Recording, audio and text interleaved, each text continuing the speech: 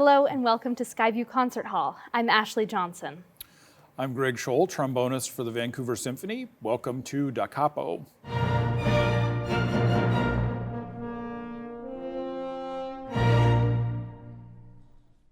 For me, the most exciting piece on the program this weekend is Tchaikovsky's Swan Lake. It's such a beautiful ballet, but I understand that when it was first premiered, it was not very successful.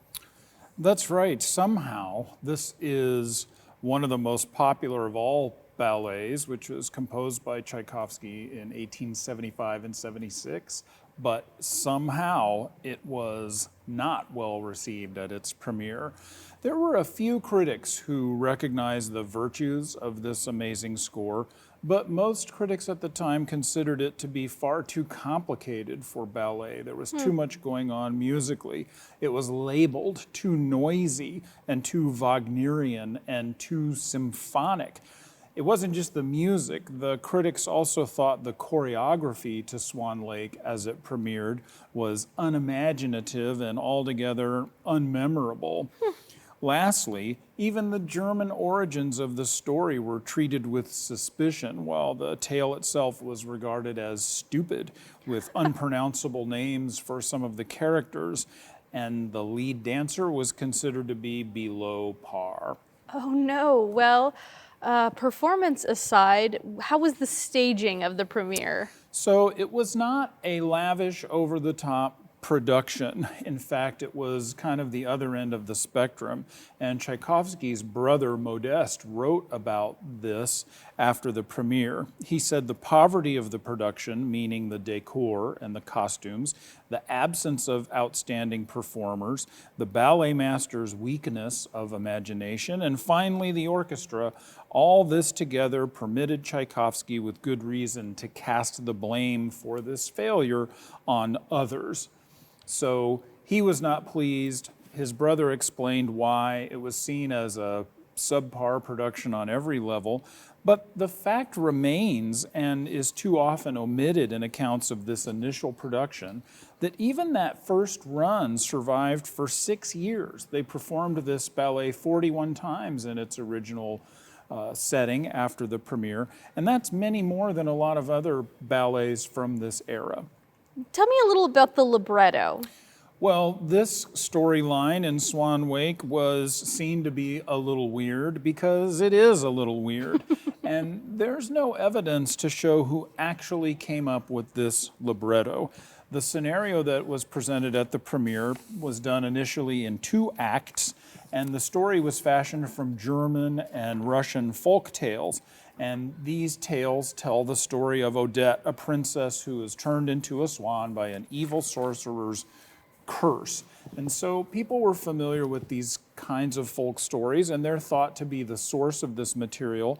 There are different names associated with different versions of this folk tale. There's a famous one called The Stolen Veil, which has a lot in common with the libretto used here, but often the tales do not match the finished version that was presented in Swan Lake. So I understand that the libretto was published more than once. That lends to some of the confusion here. This libretto that was eventually published did not correspond with Tchaikovsky's music in many places, and no one really knows why. One theory is that the first published version, and again, this was corrected later, but one theory is the first published version was actually written by a journalist who came to view some of the initial rehearsals, so didn't get this material from any place other than sitting in the audience while rehearsals were going on. This was not uncommon in those days. New opera and ballet productions were always reported in the newspapers along with their respective scenarios. So it would kind of be like Tchaikovsky and his crew are rehearsing Swan Lake. Let me tell you what it's about. Sure. And that somehow made its way into the official published libretto of the piece. Wow. Swan Lake was a commissioned work. Was Tchaikovsky given many details on what he was expected to put forth? No, he was not given a lot of information about how to make this ballet happen, and that is different from his other two famous ballets, The Sleeping Beauty and The Nutcracker. Most of what we know about the original choreography for Swan Lake comes from gossip. And it comes from reviews of the initial performance, which were bad. And by the way, Tchaikovsky's fee for this commission was 800 rubles. Well, I don't have much frame of reference for that. I wish I knew what that was in Contemporary 2024 US dollars. What kind of influences did Tchaikovsky have on Swan Lake? In the 19th century, ballet music was written only by specialists, and that's because of the way the dancing was and also because of the way the music was played for the dancers. Music for ballet in the 1800s had to be light, and it had to be decorative, and it had to be melodious, and it had to be rhythmically clear. Audiences expected that kind of light, clear music to accompany ballet. Dancers expected that type of music so that they could perform their routines. Also, the rhythm had to be very clear because there wasn't any sort of amplification other than natural acoustics. So you couldn't get too thick or too confusing with what the orchestra was doing because it would turn into a mush on the stage for the dancers. And this type of light and clear ballet music was in vogue for ballet for many, many years in the 1800s. Well, Tchaikovsky had a negative opinion of that kind of music. He just didn't think that that was very interesting until he started to study it in detail and started to see how it could work for the ballet. And he was won over, but not until after he had already written Swan Lake. And in fact, he later said, if I had studied ballet music, if I knew as much then as I know now about how to write ballet music, I wouldn't have written Swan Lake at all.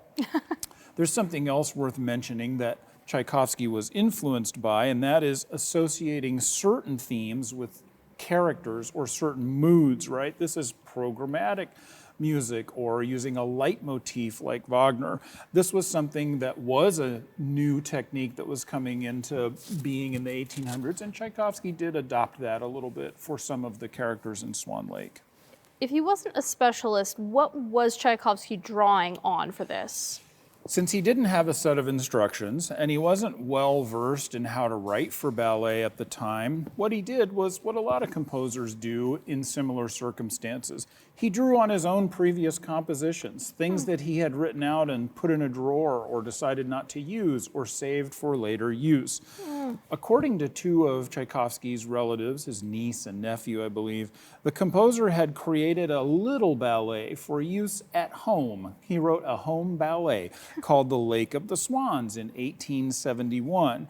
And this ballet included a famous leitmotif or theme called the Swan's Theme or Song of the Swans. And this found its way into Swan Lake. He also made use of some other material that he had sort of sitting around from an opera that he started in 1868. This was called Voyevoda, and he abandoned that project, saved the music. Some of it found its way into Swan Lake. And there's some other little bits and pieces from other Tchaikovsky compositions. For instance, in the fourth scene, the opening of the finale is a love duet. This was taken from a love duet from his other abandoned opera, Undine, which was finally left by the side of the road in 1873. What was the rehearsal process like for Swan Lake? By April of 1876, the score was complete and the rehearsals began. There was a choreographer named Reisinger, and this person began setting aside certain numbers because, according to him, they were just undanceable. No one could dance to this music, so he wasn't going to do it. And he began choreographing dances to other composers' music that he wanted to insert into Swan Lake. But Tchaikovsky protested this and had his own music reinstated into the opera. So these two artists, a composer and a choreographer, were required to collaborate, but they really preferred working as independently of the other person as possible. It was not a harmonious approach. Oh no. And then of course the less than stellar premiere. The premiere was on March 4, 1877, and this was given as a benefit performance for a ballerina named Polina Karpakova. And she performed the role of Odette, the central character of Swan Lake, but she also portrayed the role of Oda. And the ballet called for 2 dancers. Now it is common to do as she did and have one dancer perform both of those roles. Was she the first choice for either of these roles? No, there was another ballerina, Anna Sobeshanskaya, who was originally cast as Odette, but she was replaced in the whole production when a governing official in Moscow complained about her. And he complained that she had accepted some jewelry from him as a gift only to marry some other dancer and sell the jewelry for cash. So there was some romantic intrigue in this genesis of Swan Lake. Oh, how messy. So, the premiere happened and it was not well received. That's right. And the fact remains, and is often omitted in accounts of the initial production, that the staging did survive.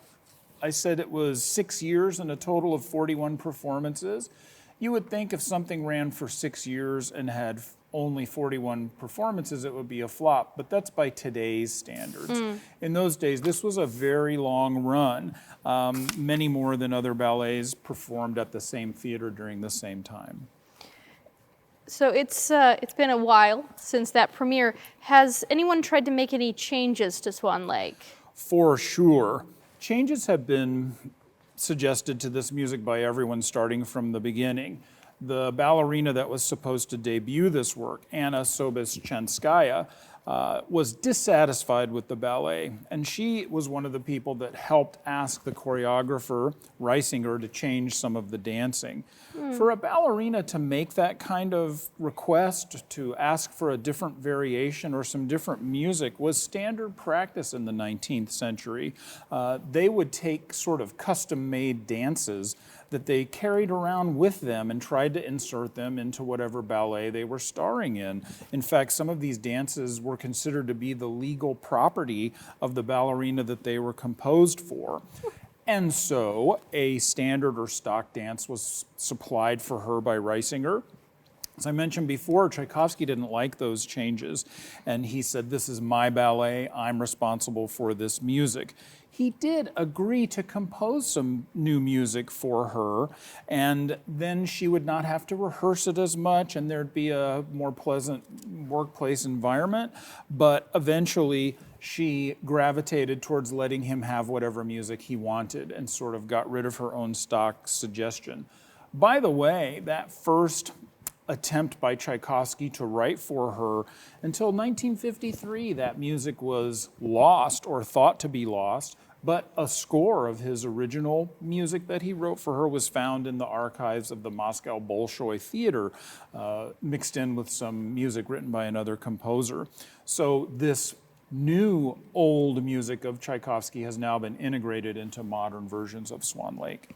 So there were 41 performances. Then what happened? The ballet was performed 8 additional times after those 41 performances over a period of a couple years, and sometimes Tchaikovsky himself was conducting those performances. He was very well pleased and enjoyed doing it and thought that it sounded right, and he said that it touched his heart, but the production really didn't catch on ever, and it looked like it was headed for obscurity. In the late 1890s, Tchaikovsky was in discussions with some people to stage a revival of Swan Lake. It was that far off of everybody's radar by then, and it looked like those performances would come to fruition with his help, but unfortunately he died in 1893. The ballet was performed in part at his memorial service, but this was not a big famous performance at all. In fact, the hall where it took place was half full because the program was thought to be weird. There was a lot of new or unusual music on that program for the times, and also the tickets were quite expensive. So were any further changes enacted upon Swan Lake? After that memorial service, the ballet just didn't go away, and part of that is because Tchaikovsky's brother Modest made some further revisions to the score. He started changing it some more, and they finally got this revival on stage in 1895. There weren't just changes in the music, there were changes to the story and changes to the characters, and suddenly the reviews were much more positive. So I take it that's the one that has survived till today. True. Nearly every ballet master or choreographer who has restaged Swan Lake, and there's been a lot, has made modifications to the ballet's scenario, but always while maintaining much of this traditional choreography for dances, which has become regarded as virtually sacrosanct. Likewise, the roles have changed. The role of Siegfried has become more prominent, due largely to the evolution of ballet technique. Now people can dance in ways they couldn't dance in the 1800s, and that's found its way into changes for Swan Lake. When was this ballet first performed in the United States? It got here in 1940. It was played by the San Francisco Ballet. That was the first American company to stage a complete production of Swan Lake. And this production was enormously successful. It used choreography from the Russian productions, but also turned to San Francisco's large population of Russian emigres. There were some local Russian princes and people like that who were living in San Francisco at this time. They were consulted on this ballet to make sure the production succeeded in its goal of preserving Russian culture in the city of San Francisco. So despite generally being based upon this 1895 version, more recent productions, they tend to do something new, something fresh with it, right? That's right. It's an interesting thing because Swan Lake retains those 1895 ideas and themes and way of approaching this ballet, but because it's done so often, changes creep in anyways, and every production will have some of those core elements, but that hasn't prevented people from modernizing their approach to this ballet. For instance, there's a version where the stage and dancers are all colored in black and white. No other colors are used. There's productions where they switch all the genders of the dancers. Female and males all switch roles. There's productions that focus on psychological pressure and the problems that the characters are having. There's versions that give us a new prologue or some kind of backstory to the sorcerer casting his spell. There's references in one production to Prince Charles and Camilla Parker Bowles. There's a production where the stage is filled with 5,000 liters of water so the swans can swim around. There's a lot of modern things that happen, but they always, in one way or another, remain true to Tchaikovsky's ideas. But then some productions do alter the ending as well. That's right. I did not know this until I started reading about Swan Lake. The ending that you see when you go see this ballet could be very different depending on where you're seeing it. There are a lot of alternate endings, and they're all used a lot all over the world. There's an ending that was devised during the Soviet regime when they took the tragic ending of Swan Lake and replaced it with a happy one. This was kind of a Soviet-Russia sort of way of treating art in general. So Russia and China both have used this happy ending for Swan Lake.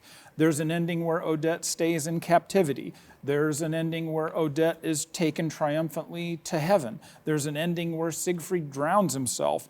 There's an ending where Odette dies in his arms and then he carries her to the water and he drowns.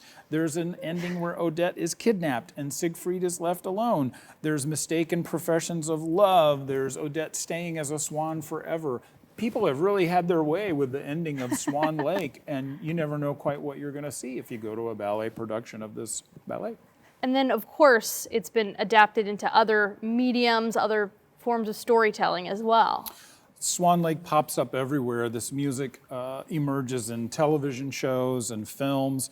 Hip-hop artists use this music. It really has become ubiquitous in our culture, and these themes are recognized by almost anyone. And I understand it's been used in some political cases as well. Yes, this is something else I didn't know about. In the 2020s, just a few years ago, Swan Lake became a symbol of protest in Russia. The symbolism dates back to the failed Soviet coup of 1991. And so if we think about that time period, I was in college, I think I remember watching this. There were some tanks rolling into Moscow. State television took over all the airwaves and aired the entire Swan Lake Ballet over and over again on a loop. Communist Party hardliners then announced that they had seized control of the country from Gorbachev, who they had arrested. Boris Yeltsin responded by climbing onto a tank in Moscow and urging citizens to turn out in protest. And they did. For 3 days, thousands of protesters stood off the Russian army, after which the coup leaders relented. And 4 months later, the Soviet Union was gone. So Swan Lake was seen as something by the communists that they could use to rally the country, I guess. There's also a tradition of interrupting regular programming on Soviet television whenever the government was in crisis. They would simply shut down all the news and start running Swan Lake. It happened after the death of Leonid Brezhnev and again with the death of Yuri Andropov in 1984. So Swan Lake in Russia sort of turned into this sign of political instability and upheaval. Something is going on because Swan Lake is suddenly on TV. And then more recently, Swan Lake has been associated with political action.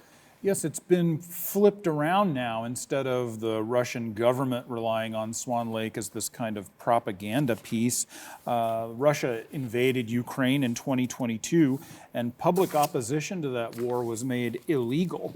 In fact, Swan Lake became kind of a coded symbol of protest against the war or the Putin regime. This graffiti called Dance of the Signet started appearing in Russian cities here and there, and when an independent Russian news outlet got shut down because they were covering the government's invasion of Ukraine, their last broadcast ended with a clip from Swan Lake, and it has become, quote, a sign that we are waiting for Putin to die. Now, Putin has not established a successor, meaning that according to news coverage in the USA, there's always the risk that Tchaikovsky's swans will dance again. Wow, well, this piece definitely has a colorful history, but it is such a beautiful work, and I am so excited to hear it among all of the other wonderful music that we will be hearing for the December concert. It's a joy to play Swan Lake, and it seems to be an audience hit every single time. Thank you for tuning in early. From the Vancouver Symphony Orchestra, have a happy holiday season and a wonderful new year. Please enjoy the show.